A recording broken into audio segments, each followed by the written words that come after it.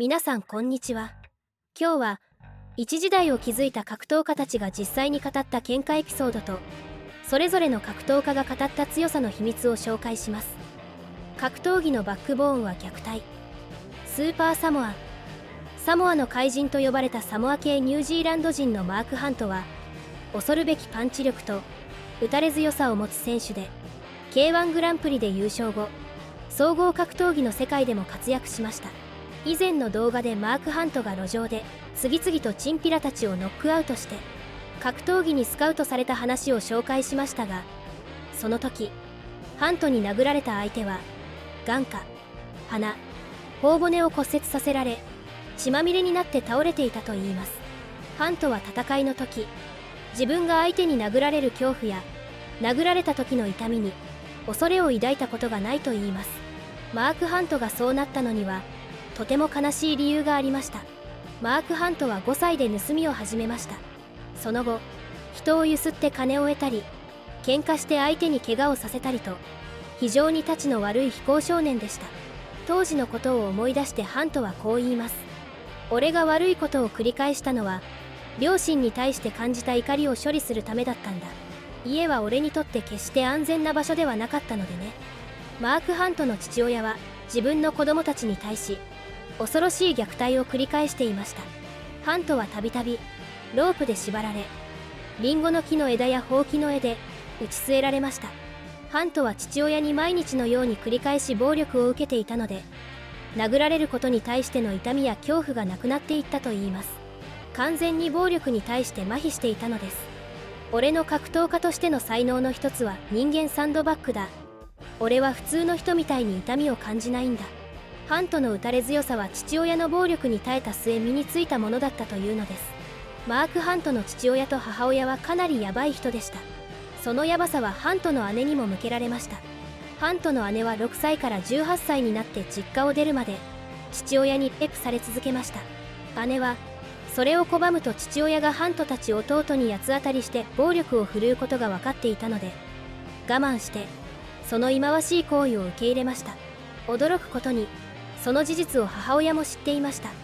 このことは姉の学校の誰かが警察に通報し知られることとなります。しかし証拠がないため父親は釈放され、彼女への虐待を続けました。ハントは、俺は安っぽい犯罪者だった。たくさんの悪いことをした。それは認める。もちろん一人一人に謝ることができるならそうしたいと語りました。ハントは喧嘩で相手をボコボコにして刑務所に服役しました。そして出所後、街を歩いている時、チンピラたちに殴られた友人を助けるために自分も戦いました。相手は自分たちよりもたくさんの人数がいましたが、恐れることなく迎え撃ち、得意のパンチでチンピラたちを次々にノックアウトしました。人間離れした体力と骨格を持ち、多少の痛みは感じない精神と肉体を持ったハントに、格闘技はマッチしていました。ハントは翌週にはもうリングに立っていました。ハントはそれまで格闘技の経験はありませんでしたが、グローブをつけ、キックボクシングの試合で KO 勝利でデビューしました。それ以降戦い続け、K1 や UFC で栄光をつかんだのです。彼のバックボーンと呼べるものは、皮肉にも父親から受けた暴力だったのです。ファイトクラブ。ケン・シャムロックは第2次 UWF、パンクラス、黎明期の UFC、WWE などで活躍した格闘家でありプロレスラーです。彼は1989年にノースカロライナ州ロイヤルのアトランティックコーストレスリングプロモーションでウェイン・シャムロックというリングネームでプロレスデビューしましたが、この時期お金を稼ぐために金をかけての喧嘩をすることに明け暮れていました。そのバーが閉店すると店の裏手に人が集まってくるんだよ。明かりは車のライト。30人から40人の人が集まってくる。金を出し合ってそれをかけて戦う。最後まで立ってたやつがその金を総取りできるんだ。俺は毎回それで$300から$400稼いでいたよ。シャムロックは夜な夜な集まる喧嘩自慢たちを相手に戦っていました。ネバダ州リノでやった時なんかは男の顎を殴って昏睡状態にさせたよ。当時はサブミッションがなかったからね。俺はパンチが強いので相手をノックアウトすることができたんだよ。プロレスよりリアルファイトが好きだったシャムロックは、素人のボクシングの大会であるタフマンコンテストにも出場していました。当時は UFC もない時代で、シャムロックのようなタイプの人間が活躍する場所はアメリカにはありませんでした。そんな時、友人に日本の UWF のビデオテープを見せてもらいました。シャムロックは見た瞬間、これだとひらめきました。シャムロックは第2次 UWF でウェイン・シャムロックの名でデビュー。その後パンクラス UFC と真剣勝負の格闘技の道に進みました。1993年 UFC1 で決勝まで進みましたが、グレイシー柔術のホイス・グレイシーに敗れました。ホイス・グレイシーと戦った時、私の格闘技の経験はたったの2年半、彼は20数年の経験があった。しかし私は彼に敗れてから半年以内にグレイシー一族が50年間支配してきたスポーツで勝ち、支配する方法を見出すことができたんだ。格闘技の試合で使えるさまざまな技を開発し始めたのは私が最初だった。他のファイターに勝つための方法を考え始めると、私のモチベーションは全く新しいレベルへと上昇したんだ。私は自分自身が強くなるために何をすべきかを理解することができました。シャムロックは初代無差別級キングオブパンクラシスト、 UFC スーパーファイト王者、 UFC 殿堂入りと黎明期の格闘技界を支えたのでした。グレイシー柔術の構想。ブラジルの格闘技界の二大派閥の構想をご存知でしょうか。ブラジリアン柔術とルタリーブリの争い。ルタリーブリとはグレコローマンスタイルレスリングに腕と足の関節技と締め技を取り入れた格闘技で、20世紀初頭にヨーロッパからの移民によってリオデジャネイロ経由でブラジルに伝わり、地元のタフガイたちに広まっていったスタイルのことです。1930年に入るとルタリーブリはブラジリアン柔術のライバルの一つとなりました。以来2つの格闘技は対立抗争を続けてきました。1988年ルタリーブリの選手の一人であるマルコファスは近い将来柔術のチャンピオンであるヒクソン・グレイシーと戦う候補者として名前が挙がり始めていました。ヒクソンはこの時点でアメリカへの移住を決めていて、この影を背負ってリオデジャネイロを去ることは避けたかった。そこでマルコファスのジムに行ってその場で決着をつけようと考えたのです。ヒクソンは父親のエリオ・グレイシーと友人2人を連れて夜の稽古が行われている時間にマルコファスがいるジムに到着しました。そこでマルコファスに非公開の試合を申し入れました。マルコファスは4ヶ月の準備期間を要求しましたが、ヒクソンはブラジルを離れるのでそれよりも早く試合をしたいと言いました。議論は白熱しました。エリオがヒクソンと戦いたい人は他にいるのかと聞くと、ルタリーブリのメイン選手の一人であるウーゴ・デュアルテが俺も入れてくれと言いました。ヒクソンたちはその日は試合をせずに帰りましたが、ウーゴ・デュアルテの挑戦は巷に知れ渡ることになりました。マルコファスの時と同じようにヒクソンとウーゴ・デュアルテが戦ったらどっちが強いんだという話題で盛り上がりました。ヒクソンはマルコファスの時と同じ過ちを犯さず、挑戦者に撤退のチャンスを与えないようにしました。デュアルテはペペビーチの常連だったので、ヒクソンはルタリーブリと公衆の面前で対決を迫り、後戻りをさせないようにするつもりでした。数週間後の土曜日の朝、ヒクソンはウーゴ・デュアルテをビーチで見つけるといきなり顔面を張って挑発しました。2人のファイトが始まると人々は輪になって集まってきました。2人の戦いはビデオで撮影されました。撮影したのは当時12歳のハイアン・グレイシーでした。数分の戦いの後、ウーゴ・デュアルテはマウントからの攻撃により降参しました。戦いを終えたヒクソンはノーサイドにしようと砂でドロドロになった体を洗うために水場にデュアルテを誘いました。しかしデュアルテは戦いの結果に満足していないことをヒクソンに告げました。こんなの不意打ちじゃないか。デュアルテは試合の結果に不満を持ち、2つの格闘技の敵意は最高潮に達しました。ペペビーチの報復としてルタリーブリはナイフと銃で武装した60人から70人の集団を集め、グレイシーアカデミーに殴り込みをかけました。ヒクソンはその時自宅にいましたが、友人から自分のジムを破壊するルタリーブリの襲撃を警告され、彼らを迎え撃つために出かけました。ルタリーブリのボートがグレイシーアカデミーに到着した時、敵対する一団を足止めしたのはグレイシー柔術のドン・エリオ・グレイシー、当時75歳でした。ウーゴ・デュアルテはインタビューで当時のことをこう証言しています。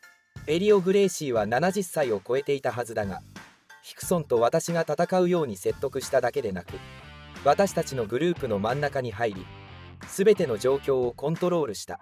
それは私がこれまで見た中で最も素晴らしい男らしさの表現でした。